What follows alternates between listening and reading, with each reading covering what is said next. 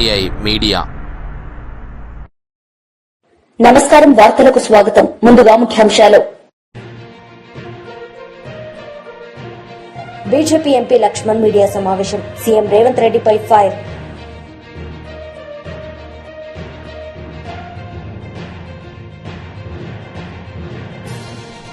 ఘనంగా జనసేన పార్టీ ఆవిర్భావ వేడుకలు. అధిక సంఖ్యలో పాల్గొన్న అభిమానులు. బీజేపీ ఎంపీ లక్ష్మణ్ మీడియా సమావేశం నిర్వహించారు. ఈ సందర్భంగా సీఎం రేవంత్ రెడ్డిపై మండిపడ్డారు. మరి ఉట్టికెక్కనైనా ఏదో ఆకాశానికి మరి నిచ్చెన పెట్టలేసినట్టు ముందు నీ తెలంగాణ సంగతి తేల్చండి. నువ్వు ఇచ్చిన హామీలేంటి, గ్యారెంటీలు ఏమిటి, ఎందుకు అమలు చేయలేకపోతున్నావు?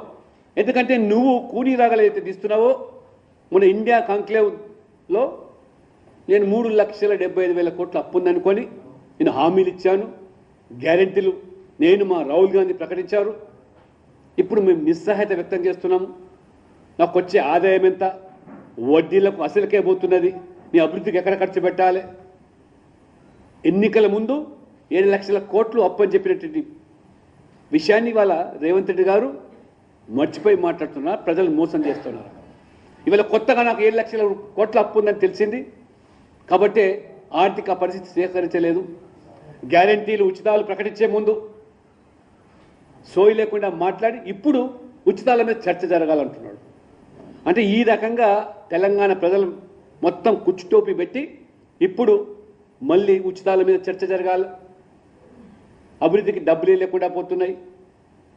వాస్తవంగా ఇవాళ డీలిమిటేషన్ అనేది ఇది ఒక రాజ్యాంగబద్ధ కార్యక్రమం. ఇది డాక్టర్ బాబాసాహెబ్ అంబేద్కర్ రాజ్యాంగంలో స్పష్టంగా ఆర్టికల్ 81, ఆర్టికల్ 82కు అనుగుణంగా ప్రతి 10 సంవత్సరాలకు జనాభా మరి గణాంక వివరాలు తేల్చాలి. జనాభాకు అనుగుణంగా పార్లమెంట్ స్థానాలు కేటాయింపు జరగాలని 81, 82 సూచిస్తూ ఉంటే మళ్ళీ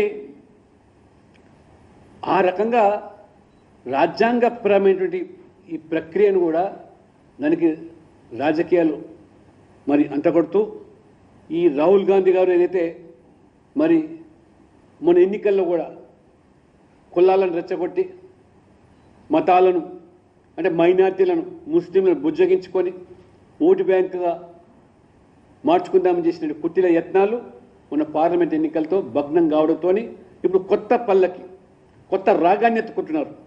ఏందది? దక్షిణ భారతం, ఉత్తర భారతం అని. అంటే ఈ రకంగా కాంగ్రెస్ యొక్క సంస్కృతే అంటే బ్రిటిష్ వదిలి వెళ్ళినటువంటి డివైడ్ అండ్ రూల్ పాలసీని కొనసాగిస్తూ విభజించు, పాలించు. అధికారం ఉన్నప్పుడు చేసింది లేదు. YSRCP leader Chonduri Ravibabu press meet నిర్వహించారు. ఈ సందర్భంగా ఆయన మాట్లాడారు. మంత్రి పదవిని తృణప్రాయంగా త్యాగం చేశారు జగన్ గారి కోసం అని. అమాయక జనానికి చెప్తే నమ్ముతారు కానీ జగన్ గారికి తెలియదా నువ్వు త్యాగం చేసింది లేనిది? రాజశేఖర రెడ్డి గారి మరణం తర్వాత 2 వ్యక్తులు రాజీనామా చేసింది పార్టీకి. ఒకటి కొండా సురేఖ, 2 పిల్లి సుభాష్ చంద్రబోస్. మీరు రోషి గారి ముఖ్యమంత్రికి ఉన్నంతకాలం మీరు మంత్రిగా కొనసాగారు. తర్వాత మంత్రివర్గం మారి కిరణ్ కుమార్ రెడ్డి ముఖ్యమంత్రిగా బాధ్యత తీసుకునేటప్పుడు కొత్త క్యాబినెట్ని ఎన్నుకుంటారు. ఆయన నీ సామర్థ్యం పట్ల నమ్మకం లేక నిన్ను క్యాబినెట్లోకి తీసుకోలే. 2 నెలలు నువ్వు వెయిట్ చేసావు మంత్రివర్గంలో స్థానం దొరుకుద్దేమోనని. ఓదార్పు యాత్రకు కూడా మీరు మొహం చాటేశారు. ఇక ఎట్లాగో మంత్రి పదవి రాదు కదా, జగన్మోహన్ రెడ్డి గారి దగ్గర కూడా వెనకబడతామని చెప్పి అప్పుడు మీరు పార్టీలోకి వచ్చి తిరుగుతా జగన్మోహన్ రెడ్డి గారి కోసం త్యాగం చేశానని చెప్పటం పెద్ద అబద్ధం. ఇవన్నీ నిజం చెప్తా, నిజాలు చెప్తా అంటే నిజం చెప్పేవాడు ఎవరు? నేను నిజాలే చెప్తున్నాను చెప్పడు. అమ్మవారి సాక్షిగా, అయ్యవారి సాక్షిగా అని ఎవరు చెప్పరు. బిడ్డల సాక్షిగా, మనవాళ్ళ సాక్షిగా అని ఎవరు. ఎందుకు? అసలు ఈ క్రెడిబిలిటీ ఉంటే నువ్వు చెప్పే మాటే జనంలో వింటారు కదా. కొడుకు మీద ఒట్టేసుకోవటం, మనవడి మీద ఒట్టేసుకోవటం, ఆఖరికి ఆళ్ళొట్లు సరిపోవని సాక్షాత్ వెంకటేశ్వర స్వామి మీద ఒట్టేసి నేను అవినీతి చేయలేదంటాం. మీ నాన్నగారి ఆస్తులు కొంజేడులో 1 ఎకరం కూడా అమ్మినట్టు మేము ఆ గ్రామంలో కనుక్కుంటే చెప్పలా. 1 ఎకరం కూడా అమ్మినట్టు ఎవరు కొంజేడు గ్రామస్తులు చెప్పట్లా. మరి మీ నాన్నగారి ఆస్తులు అమ్మి రాజకీయాలు చేస్తే అసలు నువ్వు చేసిన రాజకీయాలకి మీ నాన్నగారి ఆస్తి ఎన్నిసార్లు అమ్మాలి? 5 సార్లు ఎలక్షన్ చేసావు. మీ విలాసాలకి స్పెషల్ ఫ్లైట్లు పెట్టుకొని రష్యా పోయి పేకాటాడే శక్తి నీకు వచ్చిందా మీ నాన్నగారి ఆస్తితోటి? గోవాలో, శ్రీలంకలో క్లబ్బుల్లో మీరు ఆడే కోట్ల రూపాయల ఆటలకి మీ నాన్నగారి ఆస్తి ఒకరోజు సరిపోద్దా? మీరే చెప్పారు కదా, నాకు క్యాసినోకి వెళ్తానని, పేకాట ఆడతానని, ఇంకా చాలా విలాసాలకు నేను లగ్జరీగా ఉంటానని మీ మాటల్లో మీరే చెప్పారు. సౌమ్యుడిని అనుకుంటారంటాడు. మీరు సౌమ్యుడని మీకు మీరు సర్టిఫికేట్ రాసుకుంటే అట్టవాసు గారు ఈ ఒంగోలులో ఎవరి జోలికి రాని బ్రాహ్మణ జోలికి, నోరు లేని వయసుల జోలికి, వాళ్ళ ఆస్తుల జోలికి, వాళ్ళ మాన ప్రాణాల జోలికి వెళ్తేనే కదా వాళ్ళందరూ శాపం తగిలి మీకు ఇవాళ ఈ పరిస్థితి వచ్చింది. ఇది మీరు తెచ్చుకున్నదే కదా. ఈ జిల్లాలో ఎంతమందిని ఉన్నది 12 సీట్లు. 12 సీట్లకి ఎంతమంది అభ్యర్థులు మీరు ప్రోత్సహించేవాళ్ళు? ఇది అందరికీ తెలుసు కదా, అనుభవించిన వాళ్ళందరికీ. ఒక్కో నియోజకవర్గంలో 5 నుంచి 10 మంది అభ్యర్థుల్ని ప్రోత్సహించి గ్రూపులు పెట్టి వాళ్ళ దగ్గర మీరు ఏమేమి ప్రలోభాలకు లొంగారో అన్నీ డీటెయిల్గా మీరు చెప్తా ఉన్నారు కదా జగన్ గారి గురించి. అది చెప్తే వాళ్ళందరూ చెప్పాలని ఎదురు చూస్తున్నారు పాపం. ఇప్పుడు దాకా కలిసి తిరిగాం, అందరం కలిసి తిరిగాం, మాట్లాడటం ఎందుకని ఒక సంస్కారంతో నాయకులందరూ నీతోటి మాట్లాడని ఎందుకులే అని వదిలేసి కూర్చుంటే మీరు అధినాయకుడి మీదే మాట్లాడి ఆయన గెలుపునే మీరు ఆయన గెలుపోవటం వల్ల మీరు శాసిస్తారన్నప్పుడు ఇక మాట్లాడటం తప్పదు. తర్వాత మీరు ఇక రాజకీయ నాయకుల జీవితాలతో ఆడుకోవటం కాకుండా భూములు మన హయాంలో ఈ ఒంగోలులో సిట్ వేస్తే ఆ సిట్టుని మీరు ప్రయత్నం చేయలేదు ఆపడానికి. ఆ సిట్టు ముందుకెక్కడికి వెళ్తుందోనని ఎస్పీ గారిని బలవంతం చేసి ఎన్నికల టైంలో ఆ ఎస్పీ గారిని మార్చింది మీరు కాదా? నోరు లేని వాళ్ళ ఆస్తులు మీ చుట్టూ ఉన్నోళ్ళు ఇన్వాల్వ్ అయ్యారని, వాళ్ళ ఆస్తుల్లో జోక్యం చేసుకున్నారని మీ మీద ఒత్తిళ్ళు వస్తే మీ దాకా వస్తే ఏమన్నా. జనసేన పార్టీ ఆవిర్భావ దినోత్సవ వేడుకల్లో డిప్యూటీ సీఎం పవన్ కళ్యాణ్ హాజరయ్యారు. ఈ సందర్భంగా ఆయన ప్రసంగించారు. అసలే చీకటి,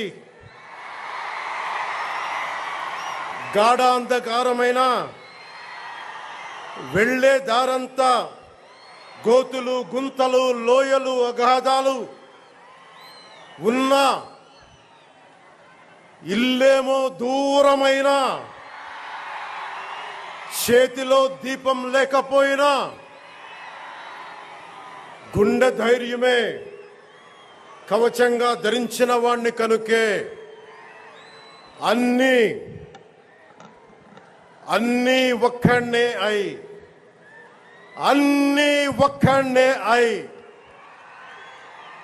2014లో జనసేన పార్టీని స్థాపించాం. భావ తీవ్రత ఉంది గనుకే 2018లో పోరాట యాత్ర చేశాం. ఓటమి భయం లేదు కాబట్టే 2019లో పోటీ చేశాం. ఓడినా అడుగు ముందుకే వేశాం. మనం నిలబడ్డాం, పార్టీని నిలబెట్టాం. మనం నిలదొక్కుకున్నాం. మనం నిలదొక్కుకోవటమే కాకుండా 4 దశాబ్దాల టీడీపీ పార్టీని కూడా నిలబెట్టాం. మనం ఓడినప్పుడు 2019లో మీసాలు మెలేశారు, జబ్బలు చరిచారు, తొడలు కొట్టారు, మన ఆడపడుచుల్ని అవమానించారు, ప్రజల్ని నిరంతరం హింసించారు. ఇదే న్యాయం అని మన నాయకులు, మన జన సైనికులు, మన వీర మహిళలు అందరూ అడిగితే, గొంతెత్తితే వారిపైన కేసులు పెట్టారు, జైళ్లలో పెట్టారు, నిర్బంధంలో తోశారు. 4 దశాబ్దాల సుదీర్ఘ రాజకీయ అనుభవం ఉన్న నాయకుణ్ణి అక్రమ కేసుల్లో బంధించారు. వారి తెలుగుదేశం పార్టీ కార్యకర్తల్ని, సీనియర్ నాయకుల్ని రోడ్డు మీదకి రావాలంటే భయపడేలా చేశారు. ఇక నాలాంటి వాణ్ణి తిట్టని తిట్టు లేదు, పాల్ చేయని అవమానం లేదు, చేయని కుట్ర లేదు, వేయని కుతంత్రం లేదు. ఈ ఎన్నికల్లో అసెంబ్లీ గేటును కూడా తాకలేవు అని మనల్ని ఛాలెంజ్ చేసి సరిచిన ఆ తొడల్ని బద్దలు కొట్టాం. ఏం చేశాం? బద్దలు కొట్టాం. బద్దలు కొట్టి ఆంధ్రప్రదేశ్ అసెంబ్లీలో 21 మంది ఎమ్మెల్యేలతోటి, పార్లమెంటులో 2 ఎంపీలతోటి అడుగు పెట్టాం.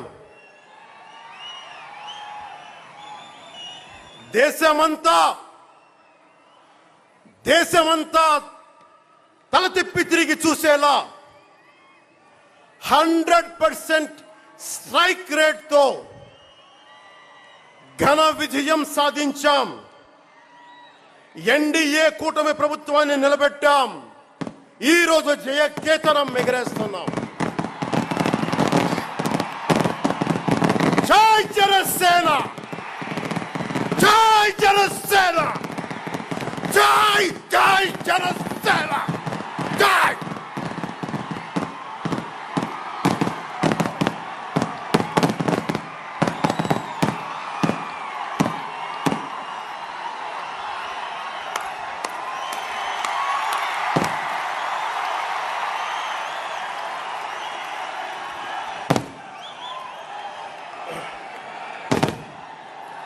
భరత భూమి నేర్పినదో, ప్రజాకోటి నేర్పినదో నిజం ఏమిటో కానీ ఒట్టి చేతిలో శత్రువుపై దుమికే శక్తి ఉంది అని చెప్పిన దాశరథి కృష్ణమాచార్య మాట బలం తెలంగాణకే కాదు, నెల్లూరులో చదువుకున్న నాకు కూడా.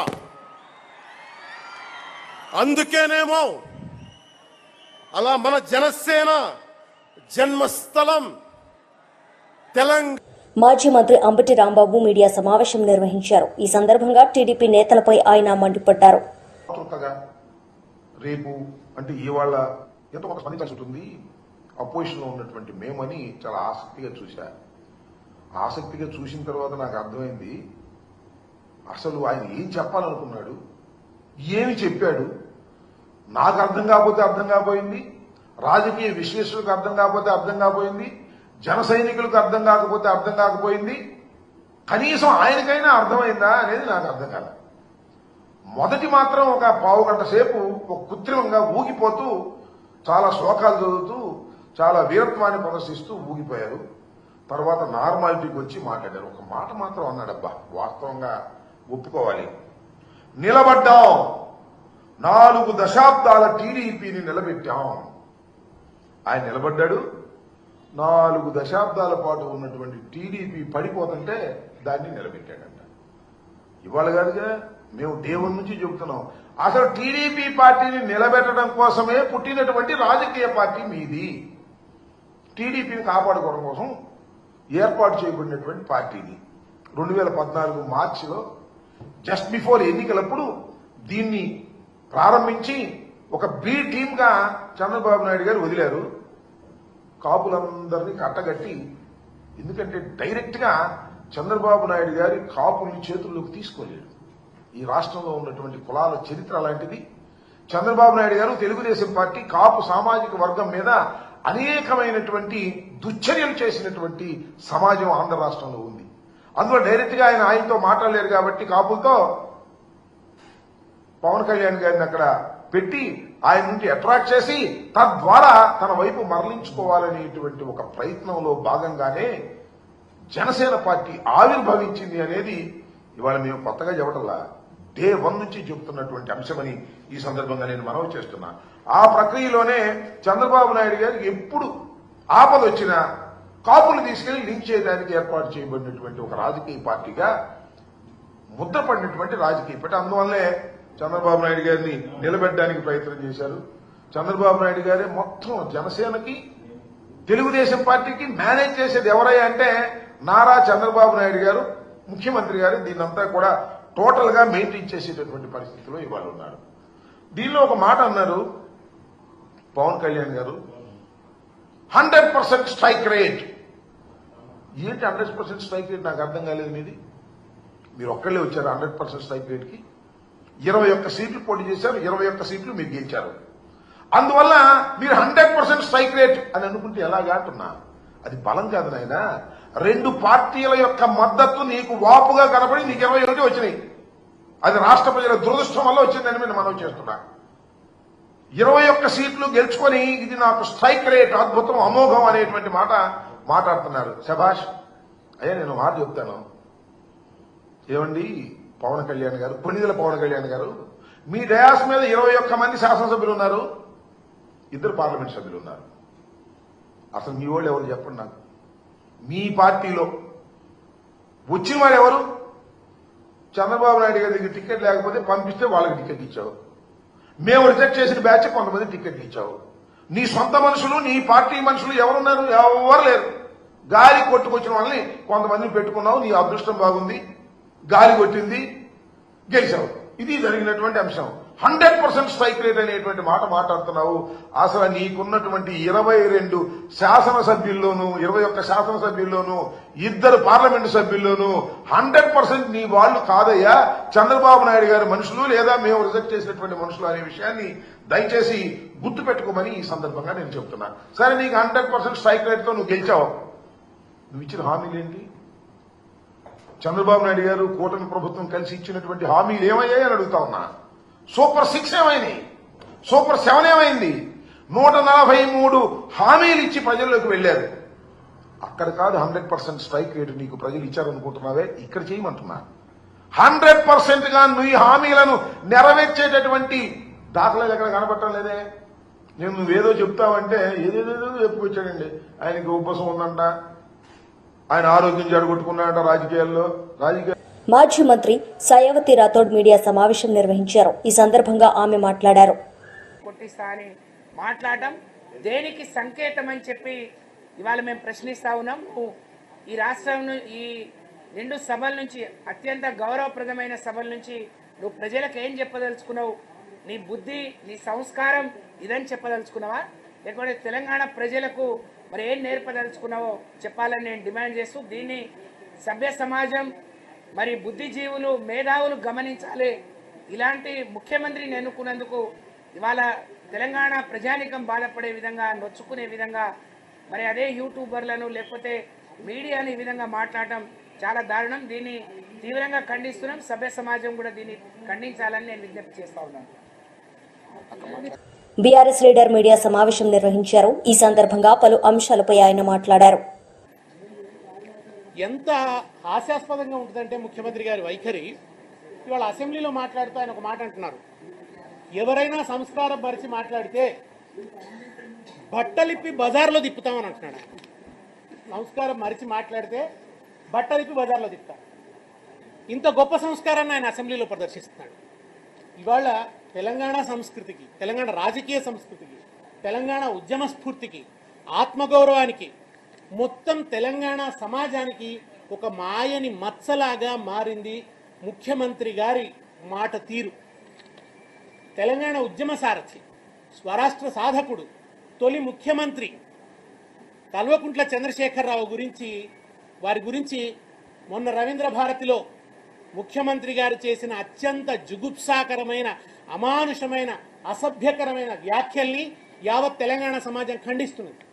ఇంగితం ఉన్న వాళ్ళు ఎవరైనా ఖండిస్తారు దాన్ని, బహుశా కాంగ్రెస్ నాయకులు తప్ప, ఆయన అనుయాయులు, ఆయన ఫాలోవర్సు, ఆయన భజన బృందాలు తప్ప ఇంగితం ఉన్న వాళ్ళు ఎవరైనా ఖండిస్తారు. వరిష్ఠ సంపాదకులు ఖండిస్తున్నారు, మేధావులు ఖండిస్తున్నారు, ఆందోళన వెలిబుస్తున్నారు. ముఖ్యమంత్రి ఇట్లా మాట్లాడితే ఎట్లా? ఇవాళ తెలంగాణ పరువు పోతున్నది దేశంలో. ముఖ్యమంత్రి గారు ఇలా మాట్లాడతారని, ఇంత అన్యాయమైన భాష మాట్లాడతారని. ఇవాళ ఈ వ్యాఖ్యలు కేవలం దిగజారుడు వ్యాఖ్యలు మాత్రమే కాదు, ప్రజాస్వామ్య విలువల్ని మంటగలిపే వ్యాఖ్యలు మాత్రమే కాదు, మనుషుల మధ్య ఉండే కనీస గౌరవ మర్యాదల్ని కూడా కాలరాచేటువంటి వ్యాఖ్యలు. మామూలు మనుషులు మాట్లాడుకునేటప్పుడు కూడా శుభంగోర్రా పెళ్లి కొడుక అంటారు. అటువంటిది ఆయన అశుభ సూచకమైన మాట మాట్లాడతాడు నిరంతరం కూడా. ఆయనకు అట్ల తప్ప ఇంకో రకంగా మాట్లాడరాదు. నేతి బీరలో నేయి వెతకలేము, ముఖ్యమంత్రి గారిలో సంస్కారాన్ని వెతకలేము. ఇది వాళ్ళ ఈ రాష్ట్రంలో నెలకొన్నటువంటి పరిస్థితి. ఈ వ్యాఖ్యలు కేవలం దిగజారుడు వ్యాఖ్యలు కాదు, మానవత్వాన్ని మంటగలిపే వ్యాఖ్యలు. ఏమన్నాడు ఆయన? ఎంత ఒక దుర్మార్గమైనటువంటి పద్ధతిలో, ఒక నీచత్వానికి పరాకాష్ఠగా నిలిచినటువంటి వ్యాఖ్యలు. కేసీఆర్ గారి కాలు విరిగిన ఘటనను ప్రజల తీర్పుతో ముడిపెట్టి ఆయన మరణం కోరటం ఏ రకం రాజకీయ సంస్కృతిది? ఎంత నీచమైనటువంటి రాజకీయ సంస్కృతి, ఎంత వికారమైన మనస్తత్వం. ముఖ్యమంత్రి గారి మనస్తత్వం ఎంత వికృతమైంది, ఎంత శాడిజం దాగి ఉంది ఆయనలో అన్నదానికి ఆ వ్యాఖ్యలు అర్థం పడుతున్నాయి. నువ్వు వెళ్ళి పరామర్శించి వచ్చినావు కదా, అబ్బా ఎంత హుందాతనాన్ని చూపించాడు తెలంగాణ రాష్ట్ర ముఖ్యమంత్రి అని మీకు సంబంధించిన మీడియా పెద్దలంతా కూడా కాకా బాకాలు ఊదారు కదా ఆ రోజు. మరి వాళ్ళు ఈ వ్యాఖ్యలను ఏమంటారు ఆ మీడియా పెద్దలు? ఆ రోజు రాసిన వాళ్ళు, రాతలు రాసిన వాళ్ళంతా, ముఖ్యమంత్రి గారిని ఆహాని పొగిడిన వాళ్ళంతా, సోకాళ్ళు మేధావులంతా. ఒక ఆయన మాట్లాడతాడు, కేసీఆర్ గారు ఇలా కాలు ఊపుతూ రాజకీయాలంటే ఆయనకు ఒక గేమ్ అని మాట్లాడతాడు. ఈ ముఖ్యమంత్రికి రాజకీయాలంటే బ్లేమ్ గేమ్. ఇప్పుడు మాట్లాడు ఆయనకు మాటలు రావా? ఇవాళ ఎవరు కనబడుతున్నారు మీకు రేవంత్ రెడ్డిలో? మన గ్రీస్ తాత్వికుడైన సిసిరో కనబడుతున్నాడా? కార్ల్ మార్క్స్ కనబడుతున్నాడా? లేకుంటే మా తత్వవేత్తలు కనబడుతున్నారా? ఎవరు కనబడుతున్నారు మీకు?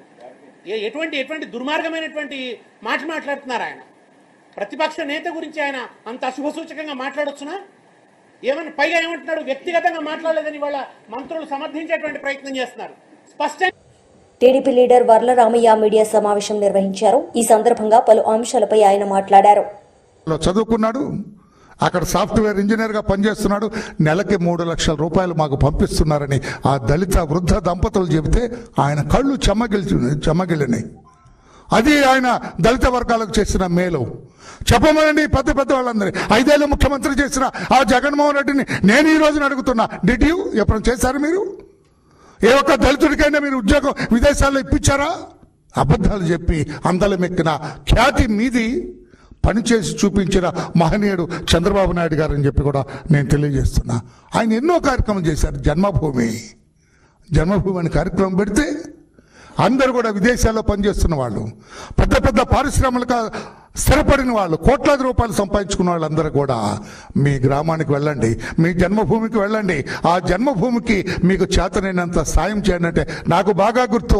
ఆ రోజుల్లో అక్కినేని నాగేశ్వరరావు గారు నట సామ్రాట్, పెద్ద సినీ నటుడు ఆయన ఆ గ్రామం వెంకట రాఘవాపురం గుడివాడ దగ్గరికి వెళ్ళి నేను చంద్రబాబు నాయుడు గారి స్ఫూర్తితో, జన్మభూమి స్ఫూర్తితో ఈ గ్రామానికి వచ్చాను, ఈ గ్రామానికి కావలసినంత నేను చేయూతనిస్తాను, సాయపడతానని చెప్పడం జరిగింది. ఆ రకంగా అందరిలో స్ఫూర్తి నింపిన మహానుభావుడు నారా చంద్రబాబు నాయుడు గారు అని చెప్పుకొని నేను తెలియజేస్తున్నా. పచ్చదనం, పరిశుభ్రత ఎక్కడనుందా? ఆయన పెట్టింది. ఈ రోజున స్వచ్ఛాంధ్ర, స్వచ్ఛ దేశం, ఆ దేశం, ఈ దేశం అని తిరుగుతున్నాం. చంద్రబాబు నాయుడు గారు ఆనాడు ముఖ్యమంత్రిగా 1996లో పెట్టింది ఇది పచ్చదనం, పరిశుభ్రత. నీ వీధి నువ్వే శుభ్రం చేసుకో. నీ ఇల్లు శుభ్రం చేయటం కాదు, నీ వీధి, నీ వాడ, నీ ఊరు, నీ రాష్ట్రం అంతా శుభ్రం చేసుకోమని చెప్పిన మహానుభావుడు నారా చంద్రబాబు నాయుడు గారు అని చెప్పుకొని నేను తెలియజేస్తున్నా. రాష్ట్ర పరిపాలన పేదవాడి ముంగిటికి వాకిలి ముందుకు తీసుకొచ్చిన విధాత చంద్రబాబు నాయుడు గారు. ఆకస్మిక తనిఖీలని ఉద్యోగులు పనిచేస్తున్నారా లేదని చెప్పి ప్రజల్లో ఒక నమ్మకాన్ని ఏర్పాటు చేసిన మహానుభావుడు నారా చంద్రబాబు నాయుడు గారు. ఆయన ఎన్నో పథకాలు ప్రవేశపెట్టడం జరిగింది. ఆయన ఈ బిడ్డల్ని ఐటీ రంగంలో మన బిడ్డలందరూ కూడా విదేశాలకు వెళ్ళాలి, సంపాదించుకోవాలి, పేద కుటుంబాల్లో దళిత కుటుంబాల్లో కూడా వెలుగులు నింపాలనే ఉద్దేశంతో 300 పైన ఇంజనీరింగ్ కాలేజీలకి ఒక్క పెన్ స్ట్రోక్ తోటి పర్మిషన్లు ఇచ్చిన మహానుభావుడు. అందుకే ఈ రోజున రాష్ట్రమంతా ఇంజనీరింగ్ కాలేజీలు, ప్రతి మండలం, ప్రతి జిల్లా, ప్రతి తాలూకాలో కూడా ఇంజనీరింగ్ కాలేజీలు రావటానికి వేలాది మంది, లక్షలాది మంది మన బిడ్డలు ఇంజనీరింగ్ చదువుకోవటానికి, విదేశాల్లో వెళ్ళి సంపాదించడానికి ఇటువంటి విప్లవం తీసుకొచ్చిన మనిషి చంద్రబాబు నాయుడు గారు అని చెప్పి తెలియజేసి నదుల అనుసంధానం చేశారు. ఆయన 13 లక్షల ఎకరాలు ఈ పట్టిసీమ వల్ల, కృష్ణా గోదావరి జలాల్ని అనుసంధానం చేయటం వల్ల, పట్టిసీమ ఏర్పాటు వల్ల 13 లక్షల ఎకరాలకు నీరందించి ఈ గోదావరి కృష్ణా రైతుల కన్నీరు తుడిచిన మహానుభావుడు నారా చంద్రబాబు నాయుడు గారు. అనుసంధానం చేశారన్న మాటల్లో ఎప్పుడో స్వాతంత్రం వచ్చిన తర్వాత పెద్దలందరూ కూడా, ఆనాడు ప్రధానమంత్రి జవహర్లాల్ నెహ్రూ గారు కూడా చెప్పిన మాటని ఈయన కార్యరూపంలో చూపెట్టిన మహానుభావుడు నారా చంద్రబాబు నాయుడు గారు. రైతు మిత్రుడు నారా చంద్రబాబు నాయుడు గారు, ఆపద్బాంధవుడు రైతుల పట్ల అని చెప్పి కూడా నేను తెలియచేస్తూ, ఆ మహానుభావుడు ఇంకా ఆయన చేసినట్టు కూడా మా నాయకులు కూడా చాలా మంది ఉన్నారు. పెద్ద ఉత్సాహంగా, సంతోషంగా, నాకైతే మనస్ఫూర్తిగా చెబుతూ ఉన్నాను నేను. ఇటువంటి వ్యక్తి ఈ రోజున మనకు రాజకీయ రంగం మీద ఉండటం వల్ల, అటువంటి వ్యక్తి ఈ రోజున ముఖ్యమంత్రిగా ఉండటం వల్ల రాష్ట్రం అన్ని రకాలుగా సర్వతోముఖాభివృద్ధి చెందుతుందని చెప్పడానికి కూడా నేను చాలా సంతోషపడుతున్నా. మహిళా సాధికారత, ఈ డ్వాక్రా గ్రూపులు ప్రవేశపెట్టింది నారా చంద్రబాబు నాయుడు గారు. ఈ రోజు మహిళలందరూ కూడా రాష్ట్ర వ్యాప్తంగా సంతోషంగా ఉండటానికి కారణం నారా చంద్రబాబు నాయుడు గారు అని చెప్పి కూడా నేను తెలియజేస్తూ, అందుకే ఈ రోజు రేపు మా రాష్ట్ర వ్యాప్తంగా కూడా, మా అన్ని నియోజకవర్గాల్లో కూడా ఆయన శాసనసభలో అడుగుపెట్టిన దినాన్ని ఒక సంతోషకరమైన రోజుగా, అదొక పవిత్రమైన రోజుగా మన అందరి. వార్తలు ముగించే ముందు ముఖ్యాంశాలు మరోసారి. బీజేపీ ఎంపీ లక్ష్మణ్ మీడియా సమావేశం, సీఎం రేవంత్ రెడ్డిపై ఫైర్.